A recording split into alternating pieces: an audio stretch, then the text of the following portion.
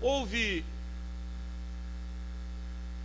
um diálogo de Jesus com alguns dos seus discípulos, e tudo começa porque um deles, muito impulsivo, precipitado, daquele tipo que é movido a emoções, fez a seguinte afirmação: Senhor, seguir-te-ei para onde quer que fores. Jesus então tem o cuidado de colocar os pés desse irmão no chão, para que ele não viva de arroubos, de voos, de ímpetos. Mas o que o Senhor quer é que ele seja realista, consciente e verdadeiro. E diz o contexto antecedente que alguns disseram assim: Senhor, eu quero te seguir, eu quero ir contigo, mas permite-me ir primeiro sepultar meu pai. Outro disse: eu quero seguir-te, mas permite-me primeiro despedir-me dos de casa.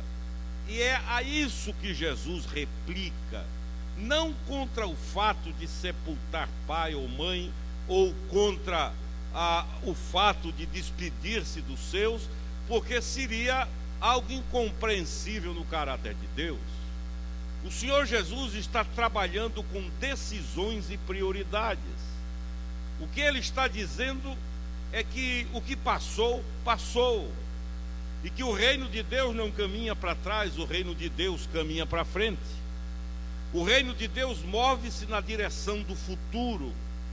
Se é para analisar o reino de Deus na dimensão tempo-espaço, nós temos que deixar o passado passar e caminhar com fé na direção do futuro.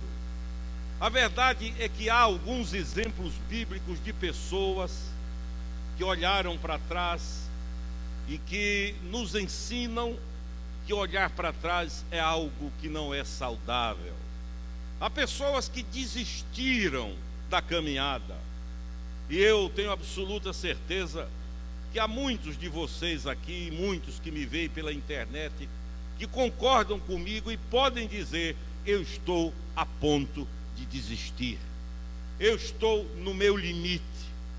Desistir da família, desistir do casamento, desistir de um filho rebelde, desistir de um tratamento, principalmente agora diante dessa abertura para discussão a respeito da ortonásia, da eutanásia, da decisão quase que unilateral de se estancar uma caminhada.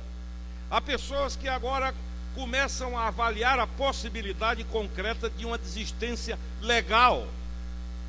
E o que a Bíblia deixa claro é que Deus não nos chamou para desistência.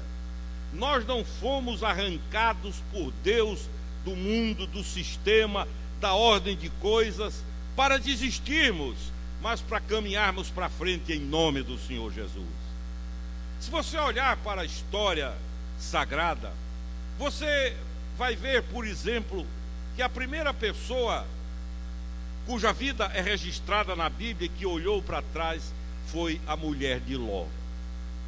E ela nunca conseguiu sair completamente da vida que vivia. Ela morava em Sodoma, ela viveu os valores daquele ambiente, ela deixou-se tomar pela força daquele sistema, e mesmo ante a ameaça eminente de um juízo avassalador de Deus, da destruição imediata, eles precisaram ser arrancados literalmente da cidade. Diz a Bíblia que lá para as tantas ela olha para trás e torna-se numa estátua de sal. Para nós pouco importa se essa é uma descrição literal, se ela é metafórica.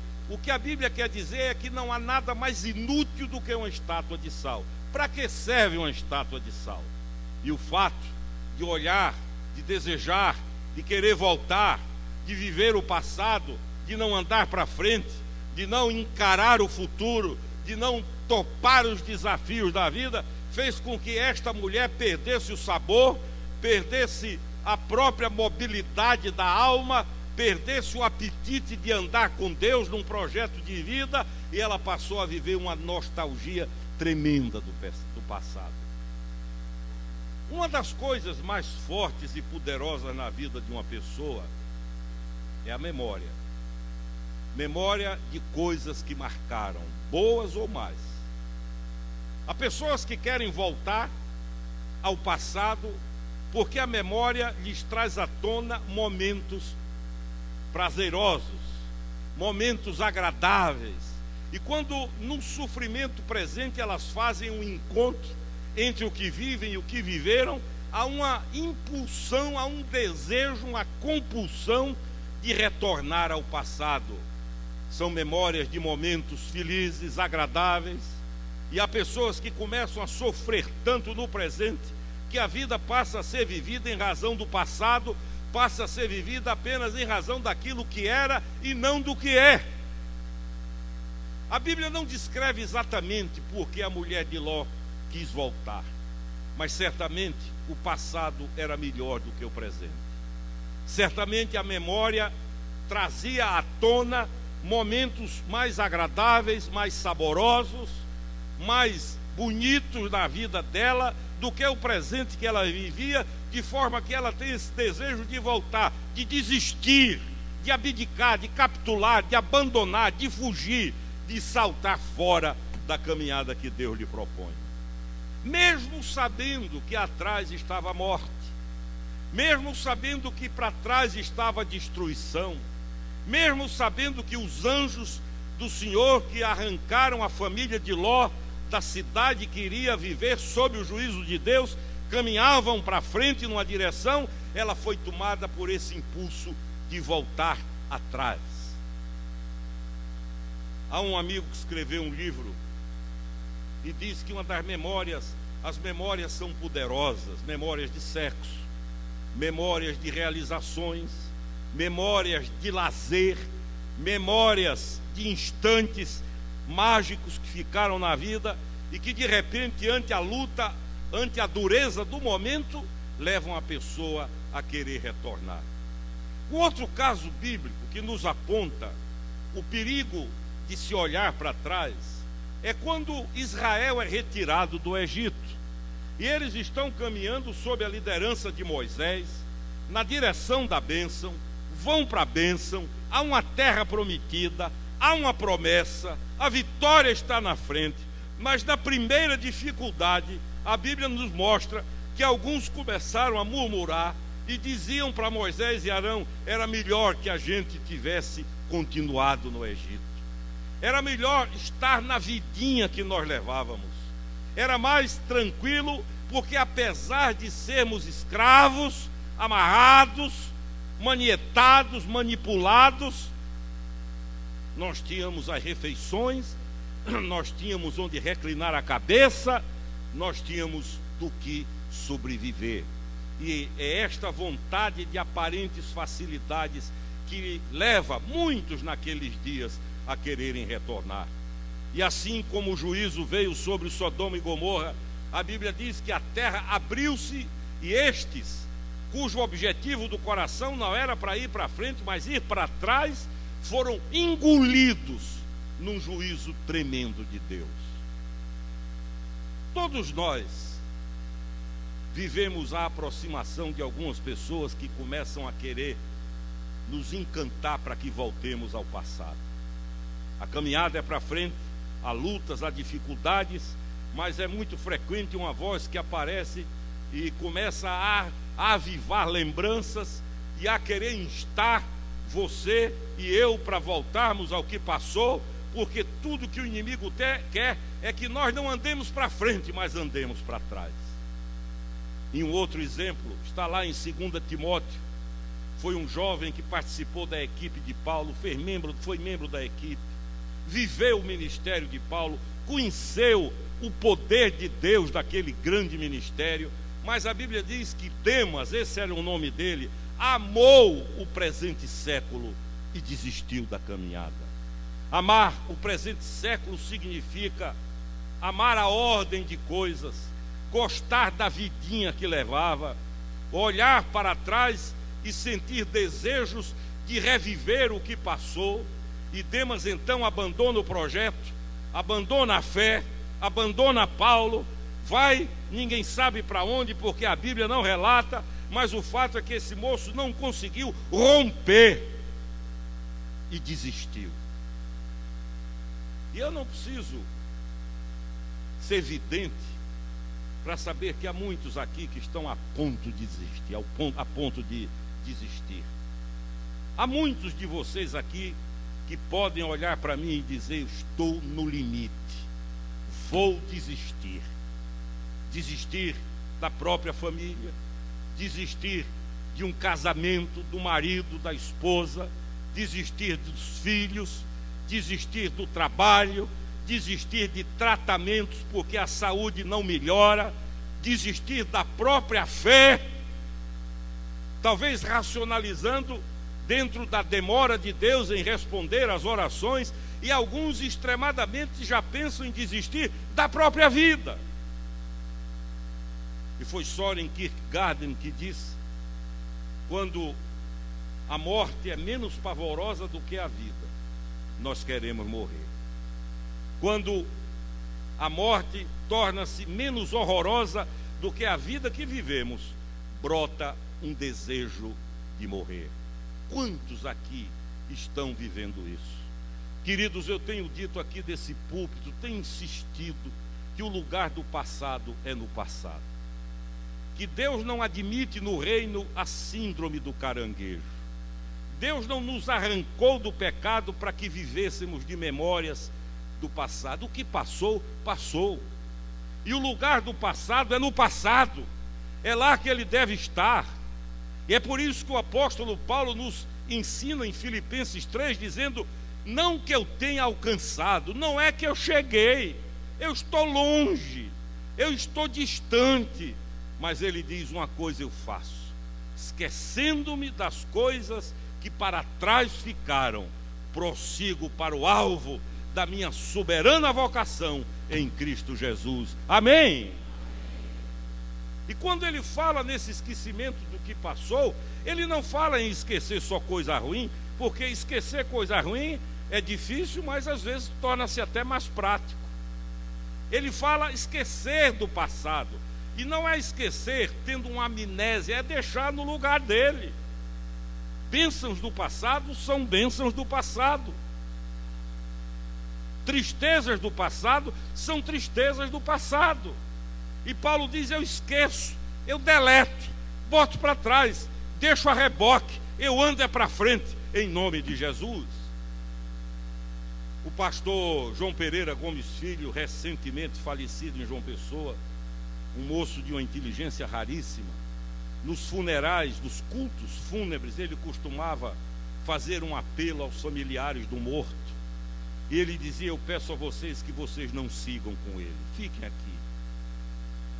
Eu peço a vocês que, claro, numa linguagem emocional, eu peço a vocês que não se deixem sepultar com ele.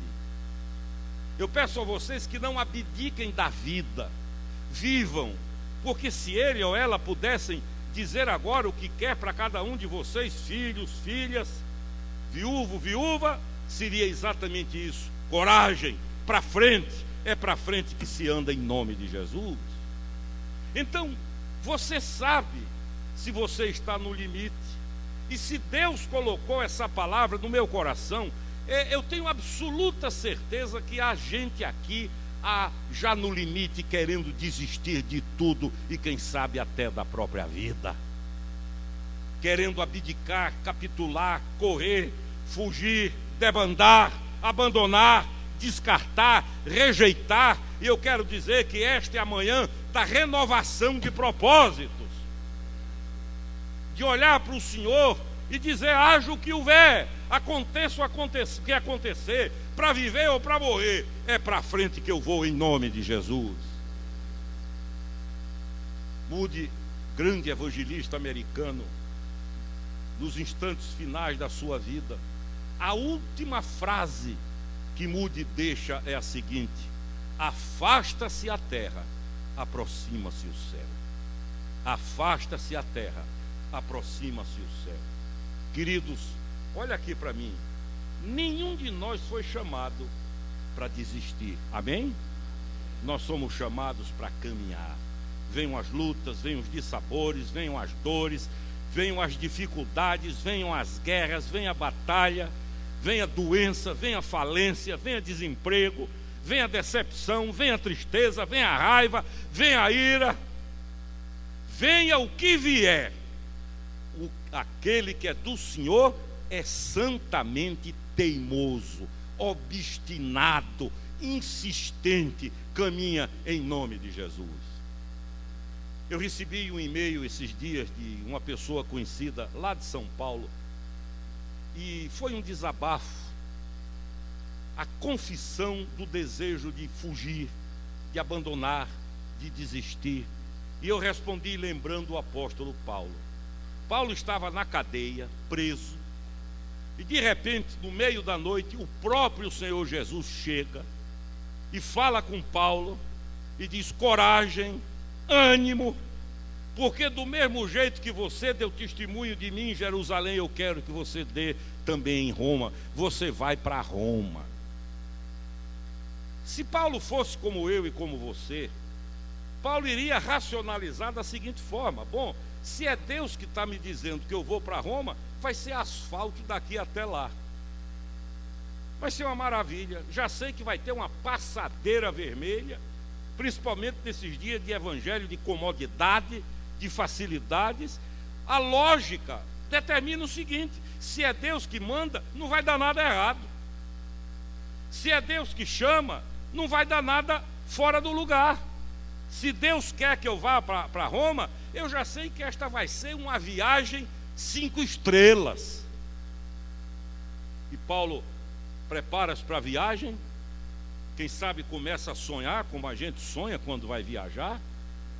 E ele embarca num navio para ir para Roma, obedecendo a quem? A vontade de Deus. Ele não vai por conta própria, ele não vai por outro impulso, ele não vai por ambição pessoal, ele vai viajar porque Deus mandou e ele obedece. E aí começa o problema. O navio afunda. Se Paulo fosse como eu e você, ia dizer: será que foi Deus mesmo que mandou? Olha, ou então eu peguei o navio errado. Vai ver que o Senhor queria que eu pegasse o navio tal, eu entrei no navio trocado. Afunda. A luta de Paulo é grande. Se você ler Atos, você vai ver a luta dele nessa tempestade. O navio encalha, abre-se ao meio, afunda. Eles nadam até a praia. Paulo encoraja, estimula e diz: vamos lá, porque o Deus a quem eu amo e a quem eu sirvo me disse que nenhum de nós vai perecer. Aí ele para numa ilha, diz: bom, afundou, mas graças a Deus tinha terra por perto. Era frio, inverno, tanto que havia uma recomendação para que eles não viajassem, mas viajaram os marinheiros. E há uma fogueira acesa onde as pessoas estão ao redor aquecendo-se. Paulo vai ali quando repentinamente uma víbora venenosa pula da fogueira e pica. Aí Paulo diz: não é possível. Primeiro afundou e agora uma picada. E as pessoas ali ao redor, os nativos da ilha, que conheciam o veneno daquela víbora, disseram: morre já, já. Pode, como diz um amigo meu lá na Paraíba, pode encomendar o caixão. Se encomenda o caixão, e aí começa a aparecer aquela turma de um evangelho de causa e efeito que o Espiritismo chama de karma. E um olha para o outro e diz: esse cara deve ter muito pecado, porque escapou do naufrágio, vai morrer picado por uma víbora venenosa. Ninguém tinha olho para discernir um plano de Deus ali, porque nós nos acostumamos a pensar que Deus só age no bem bom. E o nosso caráter cristão é formado no bem ruim, no desconforto, na luta, na privação. Quando nos sentimos abandonados, rejeitados e vivemos a sensação de que lutamos sozinhos, é aí que Deus está trabalhando, agindo. Como disse Wesley, Quando as aulas são no escuro, eu aprendo muito mais. E aí Paulo entra no navio, segue, e é um problema aqui, uma dificuldade ali, uma doença mais na frente. E Paulo em nenhum momento olha para trás. Não há nenhum registro do apóstolo Paulo dizendo: eu não devia ter entrado nesse navio, eu não devia ter vindo, para que eu me meti nisso? Não há nenhum registro de Paulo dizendo: homem, sabe de uma coisa, vou descer no próximo porto e pegar o navio de volta. Estava tão bom, era cadeia, mas estava bom, era prisão, mas estava bom. E talvez eu tenha entendido errado a mensagem, não discerni o que Deus quis dizer, mas as circunstâncias me mostram que está tudo errado. Mas ele vai.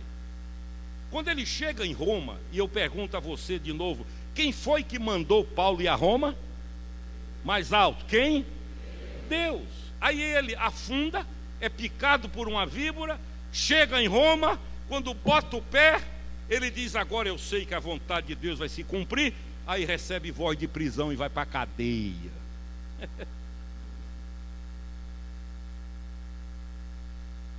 Uma vez eu dando aula aqui no seminário, acho que a turma do reverendo Jair, eu disse: Deus nos chama pelo nome, Deus não faz psiu. Essa era a hora de Paulo dizer: eu acho que eu vi um psiu, eu me enganei, navio afundado, víbora me mordeu, e agora estou na cadeia. Passa 2 anos preso, prisão domiciliar depois da prisão na Masmorra. Começa a evangelizar os militares que com ele saem todos os dias para tomar sol por 2 horas, porque o direito determinava isso. E cada um que sai volta convertido. Ele leva um romano e traz um cristão. Cada banho de sol é uma alma nova para o Senhor Jesus. E ele diz, a Bíblia, que ele manda uma mensagem aos santos que estão na casa de César. E a casa de César era a casa de Nero, o maluco. E aí Paulo segue nesse sofrimento, até que finalmente ele é levado à hóstia romana e publicamente é decapitado, morre. Tem a cabeça arrancada pela espada de um louco. Agora, olha aqui para mim, vamos ser sinceros. Se fosse comigo e com você, será que nós teríamos os olhos para ver a mão de Deus nisso tudo? A gente tem olho para ver a mão de Deus na facilidade. Quando o salário aumenta, foi Deus.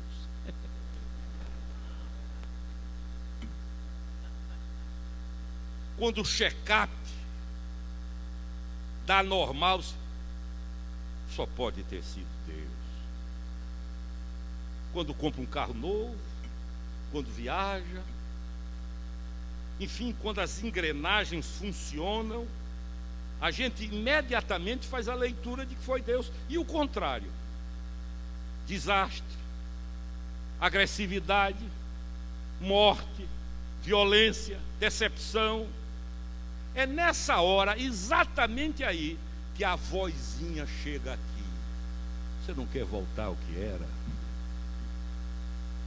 Olhe, o passado te espera. Sinceramente, diz aquela vozinha, não estava melhor do que hoje? Não era mais fácil? Para que você inventou de andar com Jesus? Está aí. Deu no que deu.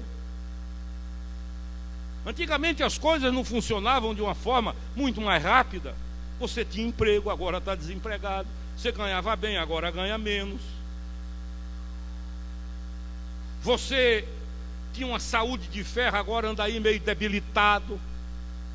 E começa a argumentação para fazer com que a gente volte. E é aí que o Senhor Jesus diz: aquele que põe a mão no arado e olha para trás, não está apto para o reino de Deus. O reino de Deus pertence àqueles que dizem: haja o que houver, para trás eu não vou, eu vou para frente com Jesus.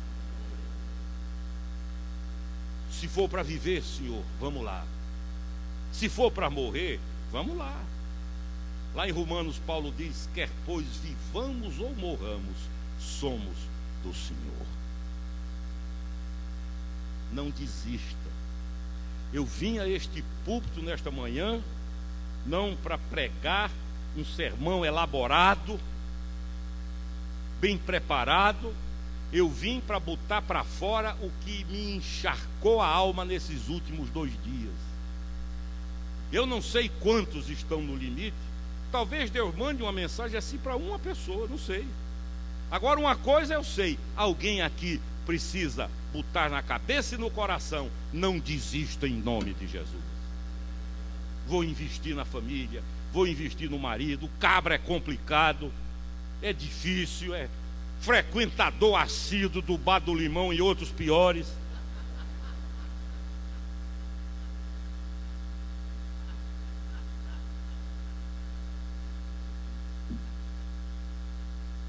Um conhecido meu, amigo meu, que foi governador de um estado, e era um grande poeta, e era um boêmio, à noite, e a esposa não aguentava mais, e reclamava. Um dia ele escreveu um poema curto, ela me mostrou e disse: como é que eu posso com um indivíduo desse?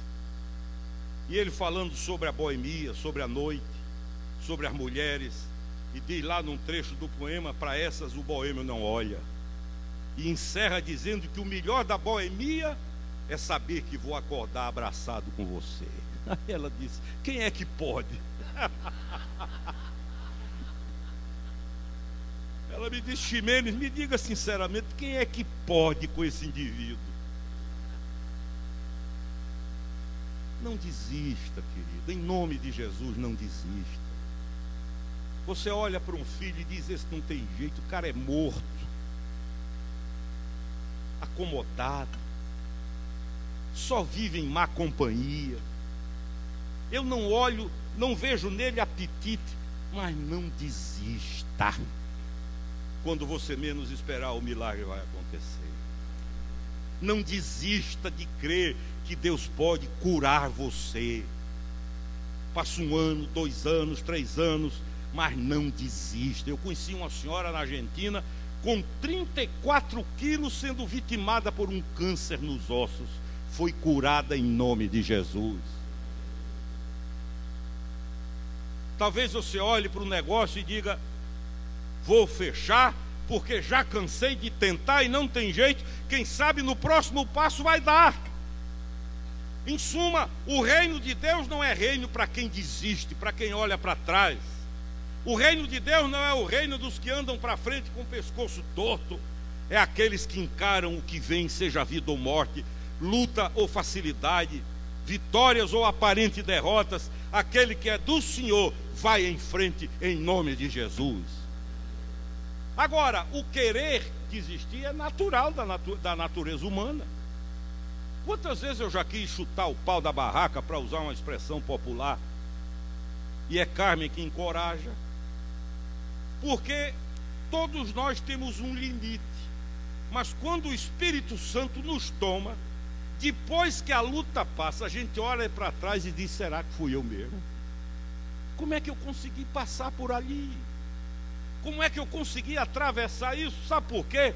Porque a Bíblia diz que Deus não dá um cobertor que não sirva para te esquentar no frio. Uma vez preguei aqui sobre cama curta e cobertor estreito. Cama estreita e cobertor curto. É a sensação do desconforto e da impotência. Para frente. E eu quero concluir nessa manhã repetindo o que o apóstolo Paulo nos diz aqui na carta aos Filipenses, que eu acho uma coisa extraordinária. Olha o que ele diz aqui, Filipenses capítulo 3. Esse deve ser a música da sua vida. Ele diz: esquecendo-me das coisas que para trás ficam, prossigo para o alvo, para o prêmio da soberana vocação de Deus em Cristo Jesus. Amém? É para frente que eu vou. E você vai descobrir que esse indivíduo sofreu demais. Ele diz: no meio de muitos sofrimentos e angústia, vos escrevi em lágrimas. E mais adiante, na segunda carta aos Coríntios, ele vai mostrando o sofrimento dele, dizendo das suas aflições, mas até o fim não desistiu, não olhou para trás. Olha aqui para mim.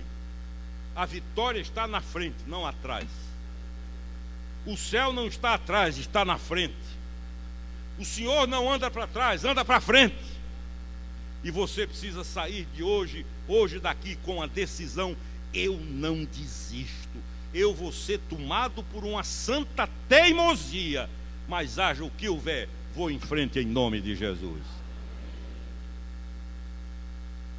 E a maior razão para você não desistir está numa expressão bíblica que eu amo, já disse aqui N vezes, e eu digo para mim mesmo às vezes deitado: aquele que começou a boa obra em nossa vida, Ele vai nos levar seguros até o dia de Cristo Jesus. Deus não vai desistir de você, não desista dele. Eu li a história de um alpinista experiente, já havia conquistado o Everest, mas em uma das escaladas na vida, ele escorregou numa fenda enorme e ficou pendurado numa corda pelo pé, escuro. E ele clamou a Deus. Diz a história que uma voz dizia: corta a corda. E ele com a faca, mas ao mesmo tempo a dúvida enchia a mente, porque ele não sabia a que altura estava do chão. E aquela voz forte no peito dizia: corta a corda, corta a corda. E na dúvida esse menino morre. E quando as equipes de salvamento localizam o corpo, ele está pendurado a 1,5 metro do chão. 1,5 metro do chão. O que o Espírito Santo nos diz com relação ao que passou é isso: corta a corda. A Bíblia diz: quem está em Cristo é nova criatura. As coisas velhas passaram, eis que tudo se fez novo. Quem entrega-se ao Senhor inicia um processo de renovação na vida que não é automático, não é um botão enter, puf, é lento, mas é constante. Deus caminha, às vezes, aos nossos olhos lentamente, mas o que enche o coração de alegria é saber que Ele não desiste. Não olhe para trás. Deus te chamou para andar para frente. Deixe o passado no passado. Arquive. Mesmo coisas boas. O que você precisa é caminhar para frente em nome do Senhor Jesus. Amém? Senão você vai virar um roedor, um rato. Vai roer, sabe o que? Mágoa. A mente humana tem uma capacidade de relembrar mágoa que é uma coisa impressionante. O que foi? Não, já faz 35 anos que me atingiram. Como disse um irmão meu uma vez, foi uma raiva que me fizeram há 15 anos. 15. Ele ainda vivia de cara comprida.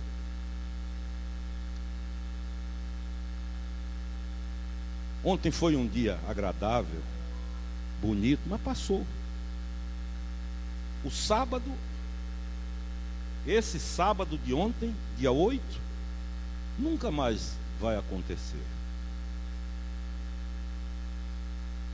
Tem muita gente que, ao invés de viver a experiência da gratidão, de louvor, vive aquele complexo de Ataúfo Alves, quando descreve a sua pequena Miraí e diz: ah, eu era feliz e não sabia.